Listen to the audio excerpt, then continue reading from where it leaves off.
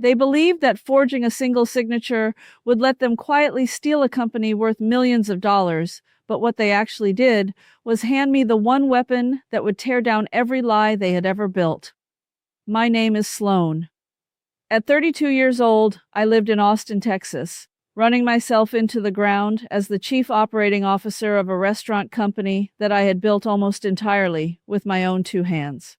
From the outside, my life looked like a polished success story, a fast-growing brand with 11 locations, a devoted fiancé named Daniel, and a reputation in the local food world that opened nearly every door in the city. But underneath that shine, I carried a heavy and humiliating secret. I was being slowly robbed day after day by the very people who were supposed to love me the most, my own family. For as long as I can remember, I believed in the sacred idea of family loyalty. I was raised by my parents, Gerald and Diane, alongside my older brother Travis, who is now 36. In our house, approval was a prize, and I was told from the very beginning that I had not earned it yet. I was conditioned to believe that my entire reason for existing was to carry the family forward, to fix what was broken, and to never ask for anything in return. I genuinely thought that if I worked hard enough, long enough, and quietly enough, my parents would one day look at me with the same pride they so freely gave my brother. I was completely blind. To Gerald, Diane, and Travis, I was never really a daughter or a sister. I was an engine. I was the one who produced, who solved, who paid, while everyone else stood around and decided how to spend what I made. My loyalty and my desperate hunger for their love were turned into tools, and those tools were used against me for more than 20 years. When I met Daniel during my final year of business school, he was the first person who looked at me and saw a human being instead of a resource. He came from a family of corporate attorneys and private equity investors, and yet none of that mattered to him. He simply loved me, plainly and without conditions. And still, out of pure shame, I hid the truth about my family from him for years. I made excuses for them. I covered for them. I carried the whole rotten weight alone, because admitting how they treated me felt like admitting that I was unlovable. To understand how they were able to calmly and confidently try to seize a company that I built, you have to understand the twisted balance that ruled our home. In our family, Travis was the crown prince, and I was the help. He was charming, loud, and utterly allergic to responsibility. My parents treated him like a delicate genius whose brilliance simply had not been discovered by the world yet. I, on the other hand, was the workhorse. I was the one who was told to be grateful, to be humble, and to keep my head down. The difference in how the two of us were treated was not some small private thing.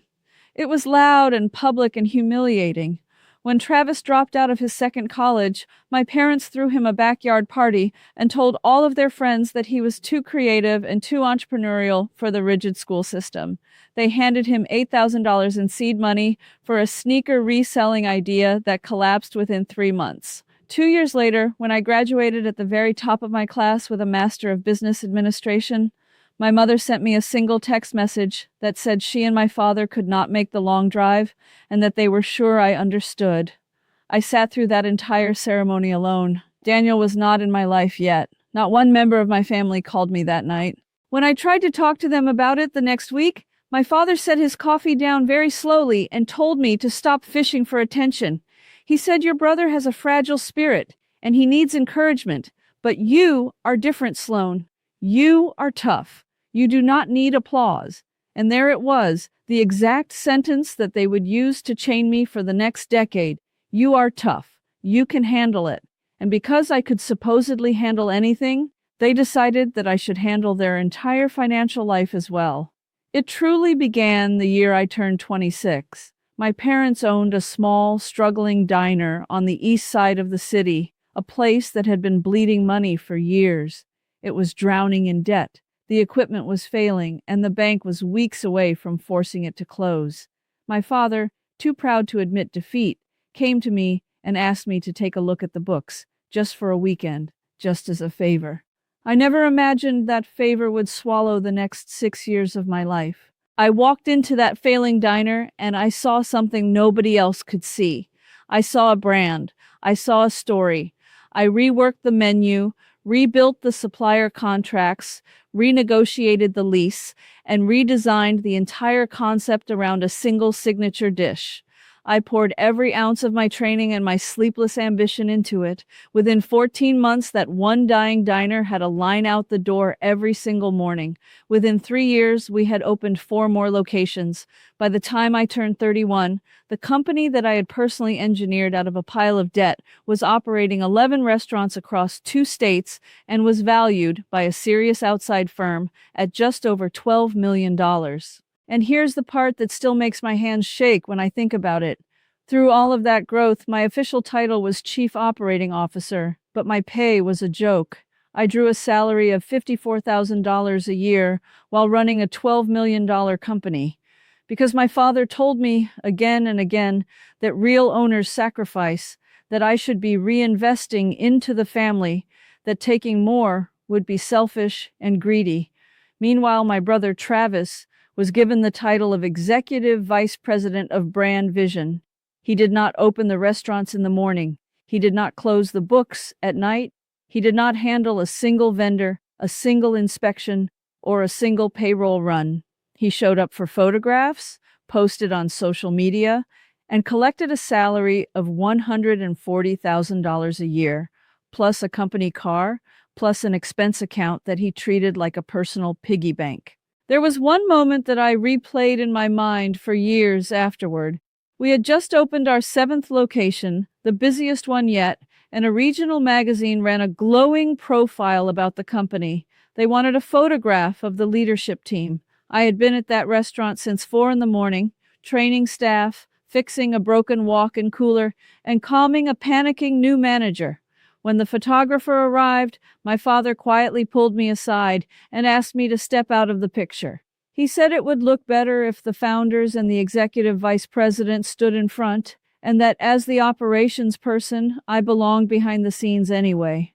So I stood off to the side in my stained work shirt and watched my father, my mother, and my brother smile for a camera in front of a business that not one of them could have run for a single day without me.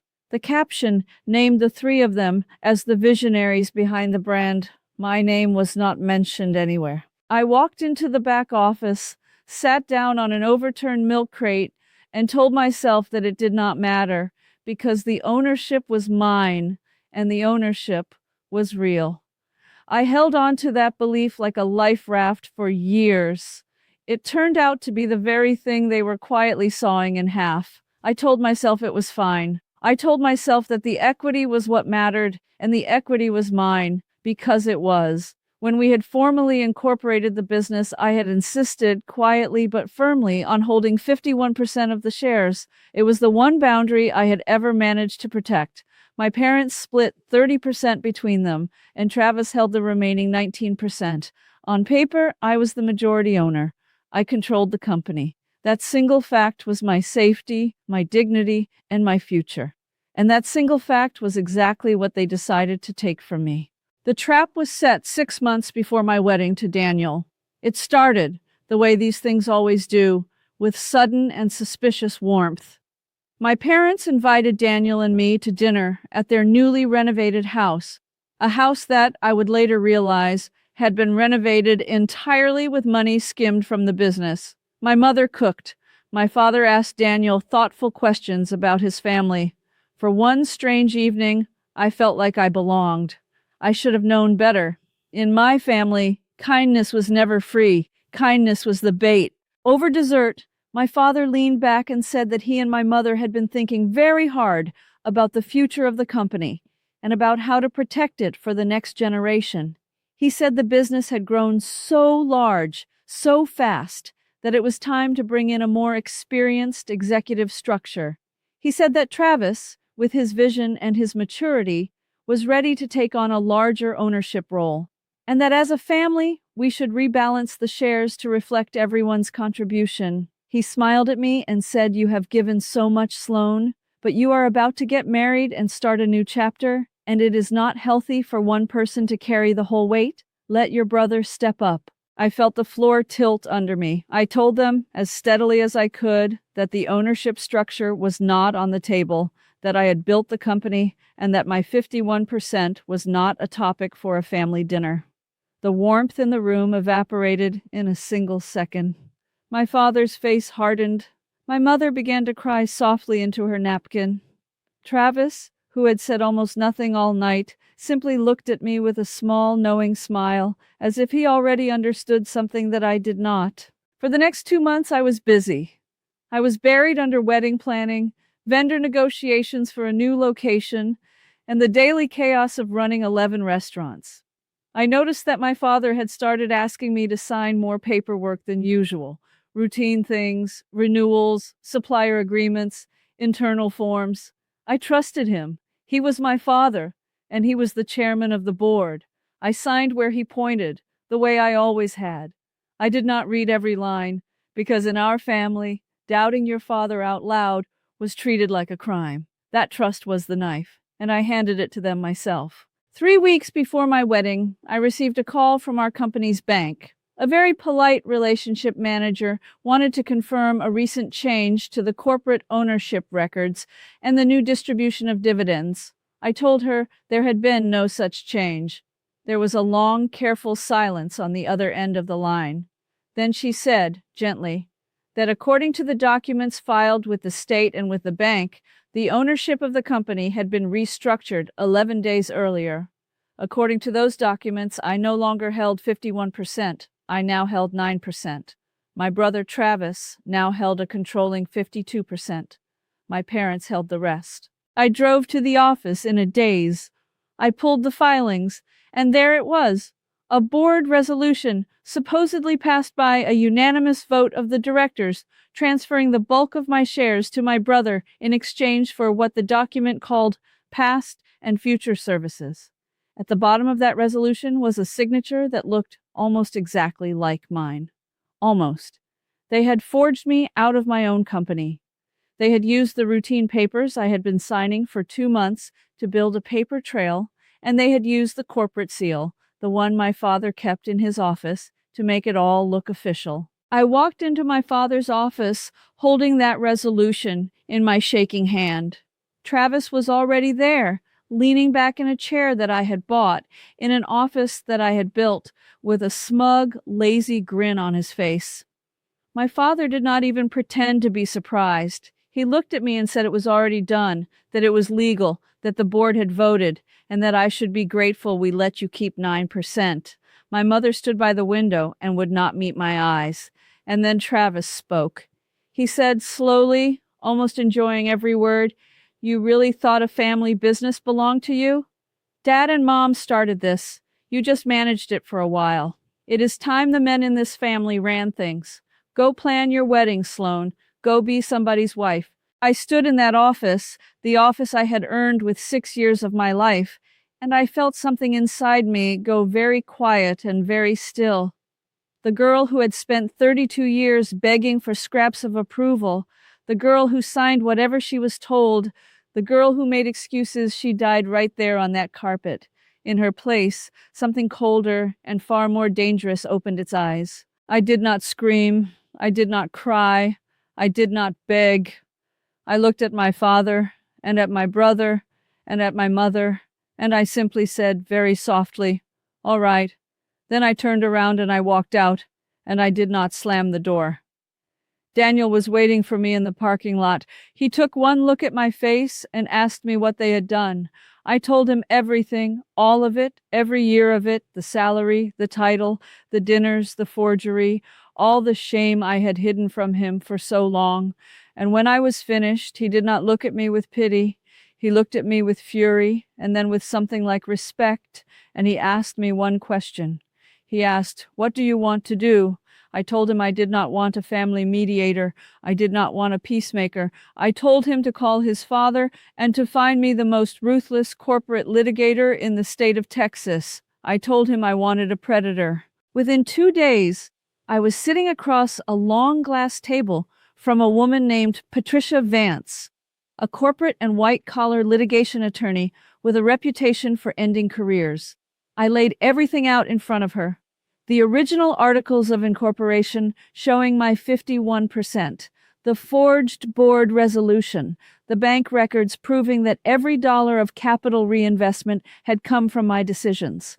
And then I laid out the thing I had never told anyone, the thing that made Patricia Vance lean forward and smile like a shark that had just smelled blood in the water. For 3 years, quietly and without telling a single soul, I had kept a complete shadow copy of every financial record in that company, every invoice, every payroll run, every transfer, every expense report my brother had ever filed. I did it because some deep, frightened part of me had always known, even when I refused to admit it, that one day my family would come for me. And inside those records was a second story, a story my parents had no idea I could see. Travis had been stealing from the company for years. The expense account, the company car, the so-called marketing trips, they were all camouflage. He had been routing company money through a fake vendor that he secretly controlled, a shell consulting firm with no employees and no work product, billing the company tens of thousands of dollars a quarter for services that never existed. Over 4 years, he had quietly drained more than $600,000 out of the business, and my parents, in their hunger to crown him, had signed off on every single payment without ever once looking closely. They had made themselves accessories to a crime they did not even know was happening. Patricia Vance tapped the forged resolution and told me something I will never forget. She said, "Your family thinks they stole a company. What they actually did was commit forgery, securities fraud, and embezzlement, all in front of a paper trail you built for them. They did not take your business, Sloan. They walked into a slaughterhouse and locked the door behind themselves. The execution began the next Monday morning, and it was beautiful in its precision. The first move was not a lawsuit. The first move was a single phone call. For the previous year, a regional restaurant group had been quietly courting me, hoping to acquire our company for somewhere near $15 million. I had always brushed them off, out of loyalty to my family. Now I called them back. I told their chief executive that the company was finally open to a serious offer, and that they should send in their full due diligence team to examine every record before making a bid. My family was thrilled. Travis, the new controlling owner, strutted around the office telling everyone that he had always known the business was worth a fortune, that this was the payday he deserved. He had no idea what due diligence actually meant. He had no idea that a team of forensic accountants was about to open every drawer in the company he had stolen. While the acquisition team dug into the books, I made my second move. For 3 years, the entire operation had quietly run on me. The supplier relationships were in my name. The point-of-sale systems, the scheduling software, the payroll platform, the inventory accounts, every critical login and administrative credential traced back to me, because I was the one who had built and maintained all of it while Travis posed for photographs. One by one, I transferred those administrative rights into a secured account that my brother could not touch, and then I stopped doing the invisible 1,000 things that had been keeping the company alive every single day. I did not sabotage anything. I simply stopped saving them from themselves. Within 1 week, the company began to seize up. Suppliers, suddenly dealing with Travis instead of me, started demanding payment up front because they did not trust him.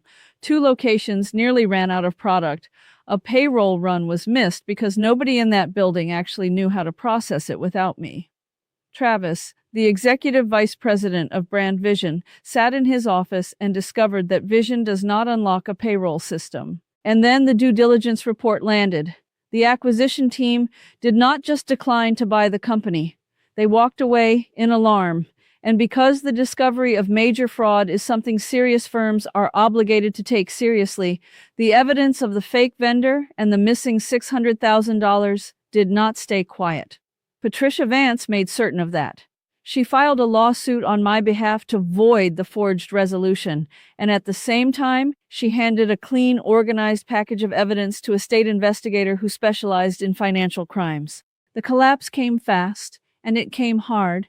The court froze the disputed shares while the forgery claim was investigated, which meant that overnight my brother could not sell, could not borrow against, and could not control the company he thought he had stolen. A handwriting expert confirmed, in plain and unforgiving language, that the signature on the resolution was not mine. The corporate seal record showed it had been used on a day I was 300 miles away at a vendor conference, with the hotel and the airline receipts to prove it. Travis tried to claim that I had given him verbal permission, but there was no document, no recording, and no witness, because none of it had ever happened. Every lie they told only added another layer to the paper trail I had already built, and every layer made their position weaker. They had been so certain that family loyalty would keep me silent that they had never once imagined I would simply tell the truth and let the truth do the work. My parents, who had spent every dollar they ever skimmed and saved nothing, suddenly found themselves named in a civil fraud suit they could not afford to fight. Travis, facing a forensic accounting report that traced every cent of the embezzlement straight to his shell company, was looking at the very real possibility of criminal charges for theft and forgery. To avoid prison, he was forced to accept a brutal settlement. He returned every share. He agreed to repay the stolen $600,000, money he did not have, which meant surrendering his car, his accounts, and any future claim to the business. My parents, in order to be released from the civil suit, signed away their remaining stake entirely. In the span of a single season, I went from owning 9% of my own company to owning all of it, 100%. The forgery had not just failed, it had handed me everything. The aftermath was quiet and complete. With the fraud cleared and the ownership restored, the original buyers came back to the table, this time with confidence, and the company sailed through a clean acquisition process. 8 months after the day my brother told me to go be somebody's wife, I stood in a conference room in front of a row of investors and walked them through the future of the company I had built from a dying diner. The deal closed at just over $16 million, and as the sole owner, every cent of that value was finally, undeniably mine. Travis, the crown prince who had never opened a restaurant in his life, filed for unemployment within the year. With his name attached to a fraud settlement, no serious company would touch him. My parents, who had spent decades spending money they did not earn, lost the renovated house when the legal fees and the repayment obligations came due, and moved into a small rented apartment on the edge of town. My mother sent me a long letter, full of the same manufactured tears I had watched my whole life, asking how I could do this to my own blood. I read it once. Then I routed all future contact through Patricia Vance's office, and I closed that door for good. 2 weeks later, Daniel and I were married in a small, sunlit ceremony, surrounded only by the people who had loved me when I had nothing to give them and wanted nothing from me at all. 15 months have passed since the morning I learned I had been forged out of my own life. I am sitting now in the office of a brand new company, a company that is entirely mine, built clean and built right, with people I chose and people I trust. The afternoon light is coming through the windows, and on my desk there is a framed photograph of Daniel and me on our wedding day, both of us laughing at something neither of us can remember. Looking back, it still amazes me how far I had to be pushed before I finally stood up and protected myself. But if my story taught me anything, it is this. Toxic people will never value your sacrifice, no matter how much you bleed for them, and no matter whether they share your name. Sometimes refusing to be a victim is not about revenge at all. It is about survival, and it is about finally believing that you deserve the life you built. I know in my heart that I made the right choice, but I want to hear from you. Do you think I was right to cut them off completely and take back everything that was mine? Or would you have handled it differently? Let me know in the comments below. And if my story gave you any strength today, please subscribe and turn on notifications so you never miss the next one. Thank you so much for listening.